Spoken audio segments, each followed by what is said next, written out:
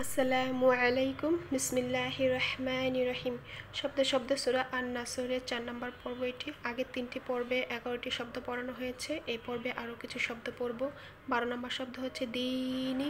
দিনী শব্দের হচ্ছে দিনের। এখানে ইয়া সাকিন ডাইনে জের এসেছে, একালি পরিমাণ মদ করতে হবে।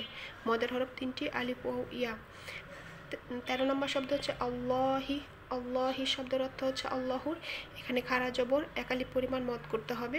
14 নম্বর শব্দ হচ্ছে আফওয়াজা। আফওয়াজা শব্দের অর্থ হচ্ছে দলে দলে। এখানে আলিফ খালি ডানে জবর এসেছে, মদের হরফ একালি পরিমাণ মদ করতে হবে। এখানে দেখতে পাচ্ছি ওয়াকফের স্থান।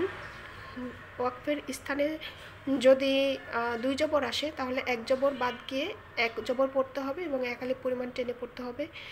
এটাকে বলা হচ্ছে মধ্যে এওয়াজ। তাহলে হবে আফওয়াজা।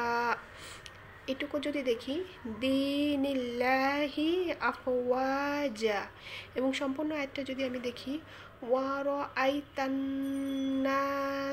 ইয়াদখুলুনা ফি দীনিল্লাহি আফওয়াজা, সরল অনুবাদ হবে এবং তুমি দেখবে মানুষকে দলে দলে আল্লাহর দিনে প্রবেশ করছে।